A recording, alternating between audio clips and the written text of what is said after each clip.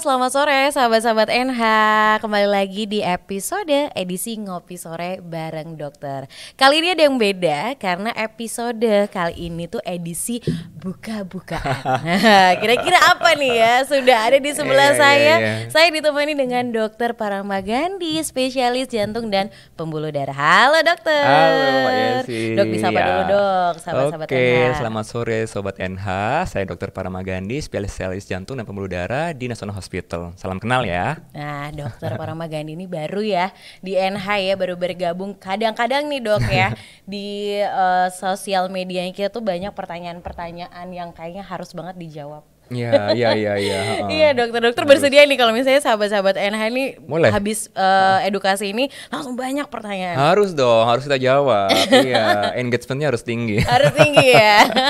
Supaya apa? Supaya semua makin mengenal dokter. Terus kayak konsultasi ke Dokter Parama aja nih di NH. Oke, siap.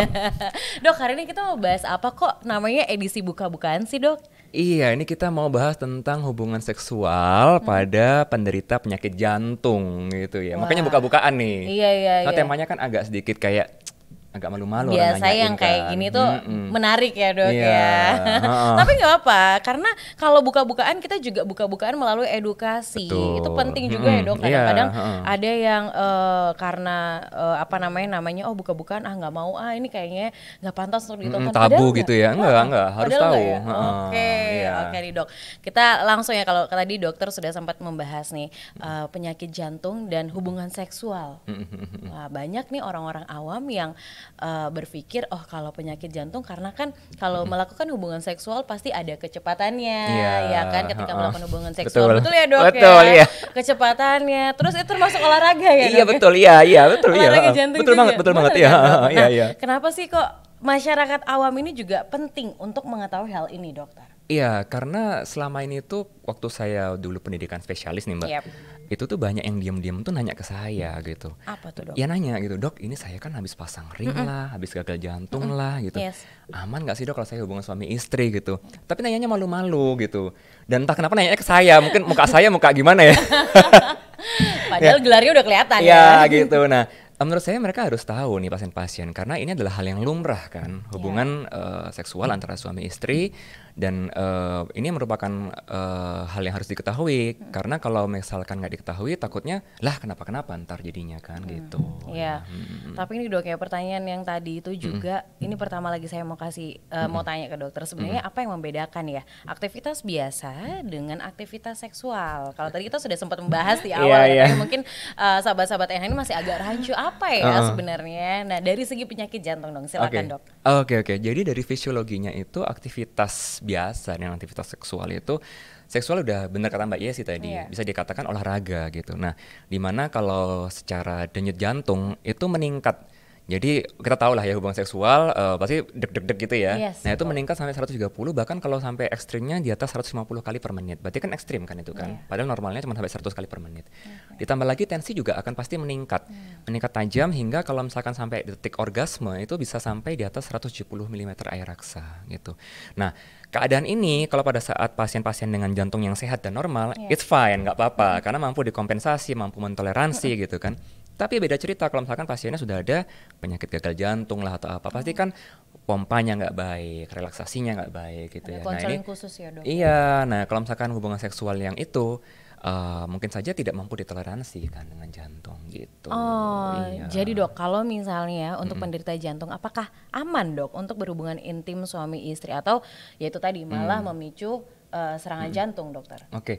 Pertanyaan bagus tuh Mbak. Jadi sebenarnya kalau secara statistik resikonya itu tinggi pada pasien dengan populasi pria umur 50 tahun ke atas. Itu kejadian untuk serangan jantung berulang nih, misalkan dia udah pernah serangan jantung. Dia serangan jantung berulang itu statistiknya sekitar 1%. Jadi nggak tinggi-tinggi banget sih sebenarnya Mbak itu. Dan kalau misalkan dia terlibat secara aktif untuk melakukan hubungan seks, itu cuma meningkat 1,1% aja jadinya. Jadi kan peningkatannya nggak terlalu tinggi ya. Nah terus kalau misalkan pasien juga dengan resiko yang dia kematian jantung mendadak itu juga jarang. Jadi sekitar 1 dibandingkan 10.000 pasien per tahunnya. Itu pun kalau misalkan dia terlibat aktif melakukan hubungan seksual akumulatif 1 jam per minggu gitu. Jadi Sebenarnya sih tergolong apa ya, relatif resikonya tidak terlalu tinggi gitu ya. Relatif tidak terlalu tinggi ya, berarti Iya, masih heeh. aman lah ya. Iya, Gitu. iya, Tapi iya. resikonya itu kan beda-beda dok ya. Mm, mm, mm. Beda-beda nggak sih kalau untuk penyakit jantung tertentu atau dan tergantung derajat keberatannya penyakit jantung tersebut dok? Iya, iya, iya. Jadi ini perlu diketahui nih Mbak, bener banget. Jadi kita biasanya mengklasifikasikan stratifikasi resikonya itu ada yang rendah, sedang, berat gitu ya. Rendah, sedang, berat. Kalau rendah itu kita udahlah monggo silahkan nih Bapak habis jadi misalkan contohnya penyakit yang kayak dia habis jantung koroner, serangan jantung tapi dia sudah terpasang ring atau di bypass secara sempurna dan dia sudah masa pemulihan itu nggak apa-apa silahkan. Atau misalkan yang hipertensi terkontrol atau misalkan dengan pasien gagal jantung yang ya dia nggak ada gangguan limitasi aktivitas lah. Jadi misalkan naik tangga 3 lantai itu nggak terlalu sesak gitu.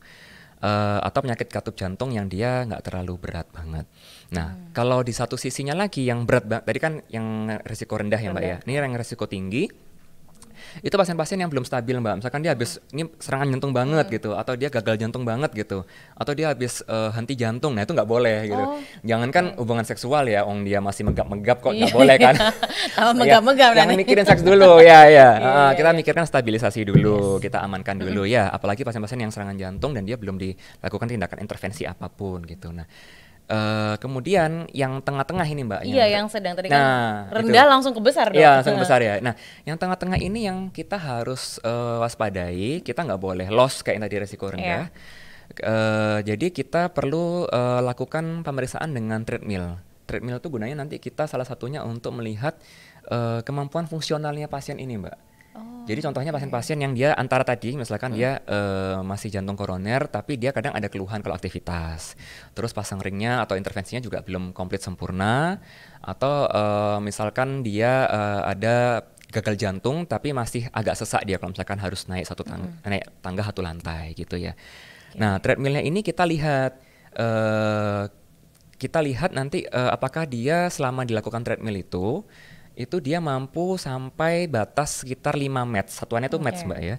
Nah itu karena hubungan seksual itu sekitar 2-3 match. Nah kalau orgasme itu meningkat sampai 3-4 match. Jadi yang amannya tingkat metabolikmenya itu yang 5 match lah kita kasih batasan gitu. Itu berarti ya tetap tadi harus diperiksa dulu ya melalui treadmill itu ya. Dan kalau misalkan selama treadmill aman nih dia bisa sampai 5 match karena kan nanti kan kalau treadmill itu kan kecepatannya makin naik, elevasi makin naik. Nah, selama itu dia nggak ada keluhan yang signifikan, sesak nafas, nyeri dada, berdebar, tensinya aman, nggak ngedrop, nggak terlalu melonjak tinggi, it's fine. Itu monggo boleh melakukan hubungan seksual gitu. Berarti ya itu tadi harus dicek kapasitasnya ya dok betul. ya. Nah berikutnya nih dok, kalau misalnya untuk obat-obatan disfungsi ereksi, ini nih dok yang kadang digunakan pasien gimana? Apakah nanti akan ada efeknya? Iya, jadi kita nggak sebut merek ya. Kita istilahnya kalau di luar namanya isinya itu kayak sildenafil gitu ya, obat penguat ya. Istilahnya kalau dia orangnya disfungsi ereksi secara biologis, kita butuh itu untuk melebarkan pembuluh darah gitu. Ya, obat sehingga kuat. Ini kita pernah bahas dok. Pernah bahas sama dokter androlog kita. Kayaknya kita harus ini ya. Nanti collab ini. Iya. Boleh menarik. Ya, nah obat ini kan dia akan melebarkan pembuluh darah nih Mbak. Nah masalahnya ada obat jantung yang dia itu namanya nitrat isinya, dia itu juga untuk melebarkan pembuluh darah di koroner jantung. Di koroner di jantungnya gitu. Karena kan tadi dia tersumbat jadi harus dilebarin gitu. Biasanya orang itu kalau nyeri dada langsung minum di bawah lidah biasanya itu kan kayak gitu. Nah, kalau dua obat ini digabung sama-sama pembuluh darahnya lebar, tensinya ngedrop Mbak pasti Mbak, anjlok banget. Bayangin aja selang tekanannya udah kayak gitu selangnya diganti yang lebar kan alirannya kan lemes banget kan gitu. Nah jadi tensinya pasti ngedrop gitu. Jadi sebaiknya memang sarannya dijarakin ya. Misalkan obat jantungnya hari ini nih gitu. Terus mau minum obat penguat sildenafilnya itu. Jaraknya kira-kira berapa? Sekitar amannya 1-2 hari. 2 hari lah. 2 hari paling aman gitu. ya. Iya, betul. Kalau gitu dok, obat yang disfungsi erektil tadi ini kan bikin tensinya kan rendah ya dok ya. Bahaya juga dong kalau misalnya diminum dengan obat hipertensi rutinnya pasien. Bahaya nggak dok? Ya itu pemikiran yang benar juga sih Mbak. Tensinya kan makin ngedrop gitu Iya, ya gitu. Sebenarnya sih nggak terlalu juga, tapi emang semua yang berlebihan itu nggak baik ya gitu. Ini nanti mungkin bisa dikonsultasikan lagi ke dokter androlog Oke. gitu. Tapi memang nggak disarankan untuk pasien penyakit jantung yang harus rutin minum obat jantung. Itu dia sering-sering banget minum obat untuk penguatnya itu gitu ya. Tapi sebenarnya nggak terlalu interaksi obatnya tuh nggak terlalu kuat juga, kecuali yang tadi nitrat ya Mbak ya, itu harus benar-benar dijarain 2 hari gitu. Tapi kalau obat tensi yang lain nggak apa-apa, keep moving forward aja gitu. Oke, nah itu kan tadi kita obat yang disfungsi ereksi itu ya dok ya. Nah Ya. tapi kalau misalnya dibalik dok, ada nggak pengaruh dari obat-obatan jantung nih ke fungsi seksualnya? Oh iya.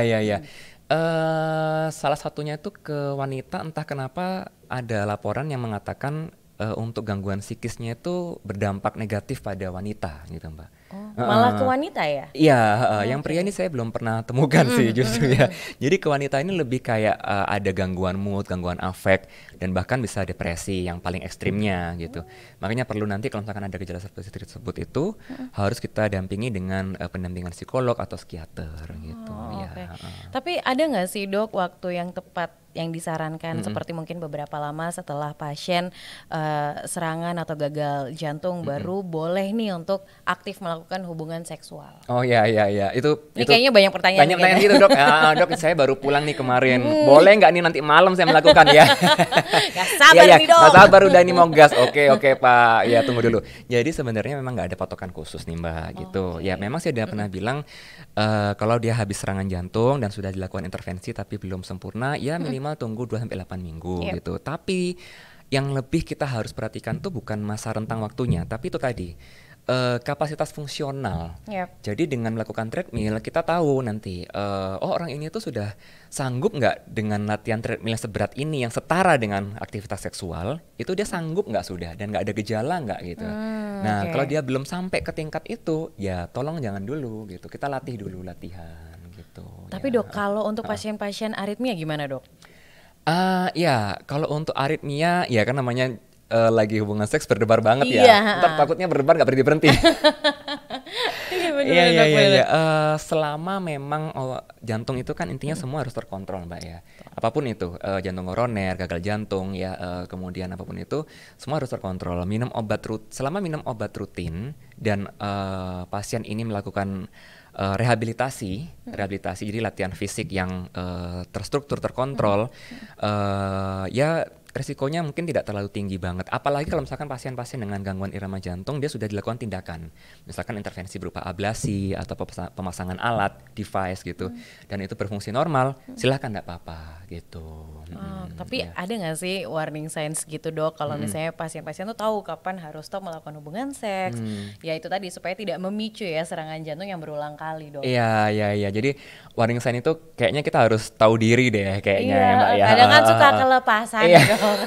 Terlalu semangat ya. Iya, gimana tuh dok? Iya, jadi selama memang satu tadi ya kita terkontrol obatnya, kemudian kapasitas fungsionalnya baik, rutin kontrol dengan dokter, itu enggak apa-apa. Tapi tetap belum tentu menjamin saat melakukan hubungan seksual tiba-tiba ada pemicu yang menyebabkan gangguan-gangguan jantung itu tadi gitu. Nah, tetap perlu dikembalikan ke individu masing-masing.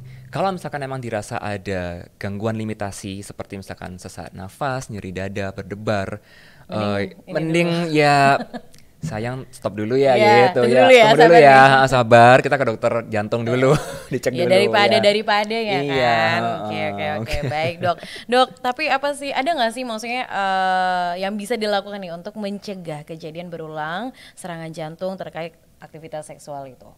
Iya, jadi memang kita harus ini komunikasi yang intens ya antara pasien, harus dia legowo bahwa oh ya saya punya sakit jantung. Sakit jantung itu bukan seperti sakit demam batuk pilek yang 3-5 hari batuk pilek obat berhenti, beda. Jadi jantung itu memang harus terkontrol. Obat jantungnya memang diminum terus gitu. Ada beberapa yang nggak perlu minum kalau sudah dilakukan intervensi, tapi kebanyakan yang perlu minum obat untuk mengkontrol itu. Satu itu. Dua, mengikuti program rehabilitasi kardiak. Jadi aktivitas fisik yang terkontrol dan tersistematis setiap saatnya kita akan ikutin. Pasien ini sudah baik nggak gitu dengan regimen resep olahraga yang kita berikan. Nah resep olahraga ini nanti dilakukan bertahap. pasien ini gitu. Nanti perlahan-lahan orang ini akan semakin tinggi kemampuan fisiknya, ya it's okay gitu. Ya, ya dilatih dulu. Ya, harus ada kerjasama antara pasien dan juga dokter ya. Jangan langsung digas sama pasangannya. Oke, ini dokter terakhir nih. Yang ini juga kayaknya banyak banget menjadi pertanyaan pasien-pasien yang menderita penyakit jantung juga ya. Apakah ada batasan waktu atau malah posisi yang aman yang sangat dianjurkan untuk penderita jantung untuk melakukan hubungan seksual? Iya. Aduh, ini pertanyaan yang a bit silly sebenarnya. Iya, tapi maksudnya ini juga edukasi. Iya, banyak yang tanya sebenarnya. Karena kemarin tuh juga sempat kita membahas juga sama dokter androlog ya. Jadi memang ada posisi kayak woman on top atau apa tuh yang bapak di atas ibu kayak gitu ya kan. Nah, itu juga kan maksudnya itu juga memicu untuk serangan jantung itu dokter. Makanya kita juga mau jaga-jaga nih. Gimana dokter kalau ini banyak sih pasien nanya kan, dok posisinya aman gimana ya gitu. Takutnya saya salah posisi ntar aduh kenapa gitu. Betul, dok. Tapi sebenarnya Mbak, kalau dari emang ada yang pernah bilang kalau disarankan posisi yang terlentang aja deh untuk yang pasien yang pasangan yang menderita penyakit jantung memang. Tapi setelah diteliti nih, ada penelitian yang dia itu ngukur tensi sama nadi pasien berhubungan seksual gitu. Ternyata nggak ada beda signifikan antara pasien yang dia melakukan hubungan seksual posisi terlentang kayak atau mau posisi berdiri atau gimana gitu ya, dibandingkan dari sudut detak jantung ataupun tensinya itu nggak terlalu berbeda signifikan gitu. Jadi tidak ada rekomendasi khusus harus kayak berapa menit nih maksimal atau kayak posisi yang aman. Baling-baling bambu. Baling-baling bambu gimana? Iya kan? Itu nggak ada, jujur. Paling banyak itu kan. Kalau ngomong sama dokter androlog itu gitu, dok. Seru banget ya. Iya, banyak banget posisi-posisi yang dianjurkan, amannya seperti apa kayak itu kalau dari sisi androlog ya. Ini kalau ini kan ada maksudnya untuk jantung, berarti kalau posisi juga memang nggak ada yang disarankan secara khusus atau gimana. Sama aja sebenarnya, dok. Sama aja. Cuman hati-hati kalau misalkan pasien habis operasi bypass bedah jantung, mungkin sebaiknya tunggu dulu lah. Bedah jantung kan berarti dia harus kayak menunggu lukanya sembuh gitu ya. Kalau masih benyek terus hubungan seksual, waduh rusak antar gimana. Serem. Ya, tunggulah sekitar beberapa bulan gitu ya. Oke. Berarti ya tadi kembali lagi ya, dok ya. Maksudnya kita yang bisa menjaga diri kita sendiri. Diri kita sendiri, betul. Harus tahu diri juga, konsultasi sama dokternya kalau misalnya ada sesuatu yang mungkin dirasa mengganjal daripada udah tahu ada penyakit jantung malah digas aja. Betul. Nanti malah repot sendiri. Oke, dok. Terakhir mungkin boleh kasih tips-tips kesehatan untuk mencegah ataupun mengontrol diri juga kepada pasien-pasien ataupun sahabat-sahabat NH di rumah. Silakan, dokter. Oke, sahabat NH, saya Dr. Paramagani, spesialis jantung dan pembuluh darah. Jangan lupa untuk jaga kesehatan diri dan jantung kamu ya. Jadi kita prevensi, stop merokok, kurangi garam dan gula, aktivitas fisik yang rutin, tidur yang cukup, dan kelola stres. Dan juga untuk pasien-pasien yang sudah memang punya penyakit jantung, hendaklah untuk rutin kontrol, karena belum tentu dengan minum obat sendiri yang dibeli di luaran itu terkontrol, dan harus memang minum obat jantung yang rutin, karena jantungnya sehat adalah jantung yang terkontrol. Dan juga ikuti arahan dokter memang bila disarankan untuk melakukan rehabilitasi kardiak berupa aktivitas fisik, olahraga untuk meningkatkan kapasitas fungsional jantung kamu. Oke. Thank you, dokter. Ke Instagramnya, dok. Instagramnya saya @paramagandi. Follow ya. Follow ya, sahabat-sahabat NH. Jangan lupa juga untuk selalu ikutin semua akun sosial media kita ya, dari Twitter, Facebook, Instagram, YouTube juga, dan juga TikTok ya. Semuanya sama @nationalhospital_SBY ya. Jadi kalian bisa tahu di sana ada edukasi kesehatan apa lagi yang kita berikan untuk sahabat-sahabat NH di rumah. Terima kasih, Dokter Parama. Thank you, Mbak Yesi. Sudah join di episode edisi buka-bukaan sore hari ini ya. Kita bakalan tunggu lagi nih kira-kira edukasi apa selanjutnya habis gini ya. Jadi stay tune terus di National Hospital Surabaya. Selamat sore, sampai jumpa. Sampai jumpa, bye.